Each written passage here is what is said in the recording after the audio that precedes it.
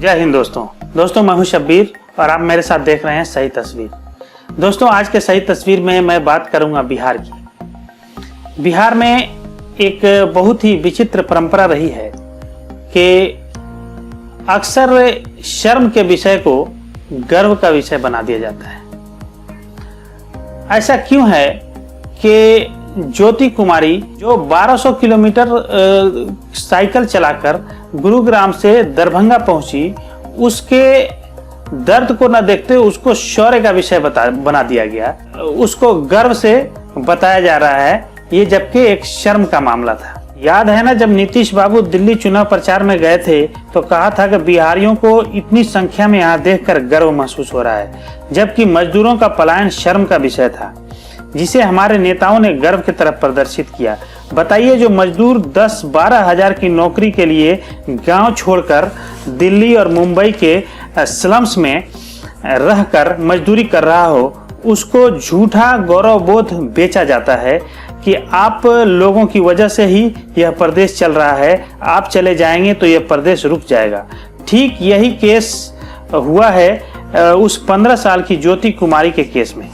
वास्तव में यह घटना समाज को झकझोरने वाली थी कि एक 15 साल की बेटी को अपने मजदूर बाप को बिठाकर 1200 किलोमीटर आना पड़ा।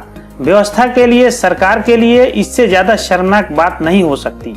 इस घटना पर प्रश्न करना चाहिए था, आवाज उठानी चाहिए थी कि लोगों को प्रदेश में रोजगार कब मिलेगा, लेकिन नहीं। इस शर्मनाक स्थिति को भी झूठे आडंबर में बांधकर एक गर्व का विषय बना दिया गया कि ज्योति बहादुर है, उसके जज्बे को सलाम।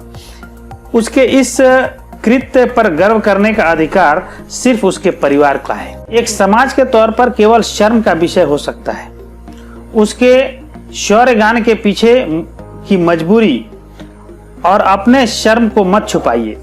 आज नेता लोग जाकर उसका सम्मान कर रहे हैं, उसके पढ़ाई के खर्चे उठाने की घोषणा कर रहे हैं, 7 गियर वाला साइकिल प्रोत्साहन में दे रहे हैं, फोटो खिंचा रहे हैं, उसे गौरव का विषय बता रहे हैं।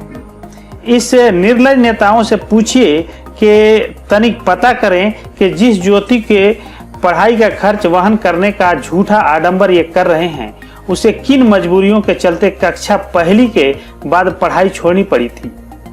यह साइकिल भी उसका नहीं है, वो उसकी छोटी बहन को मिला था। ये बेशर्म नेता सब सत्ता में थे जब ज्योति के पिता को मजदूरी करने के लिए घर से 1200 किलोमीटर दूर पलायन कर जाना पड़ा था, तब ये बेशर्म नेता सत्ता में थे। आज उसके व्यक्तिगत शौर्य को व्यवस्था ने अपने गर्व बना लिया। इससे शर्मनाक कुछ नहीं हो सकता। पिपली लाइव के नत्था के तरह इस्तेमाल कर रहे हैं। मैं ईश्वर से प्रार्थना करता हूं कि ज्योति को इन चील गिद्धों से बचने की शक्ति मिले।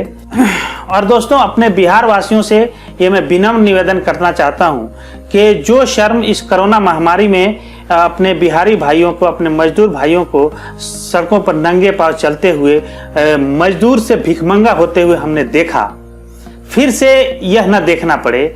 आप एक साथ आइए, कतार बंद होइए, जाति धर्म से ऊपर उठिए और सरकार से सवाल कीजिए, पूछिए उन नेताओं से जो आप तक आते हैं।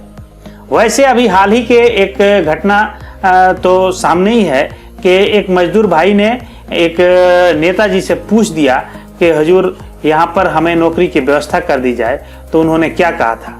इनके रवैये का हमें पता है, लेकिन जब तक सामूहिक रूप से इस तरह के सवाल नहीं किए जाएंगे, ये घाघ नेता बदलने वाले नहीं हैं। ये अवसर की राजनीति करते रहेंगे, शर्म को गर्व बताते रहेंगे और उस शौर्य बताते रहेंगे। इसलिए आप सभी बिहारी भाइयों से मैं निवेदन करना चाहता हूं कि एक होइए और इस मुद्दे पे एकत्रित होकर पूरी ताकत से आवाज उठाइए। तब तक के लिए जय हिंद।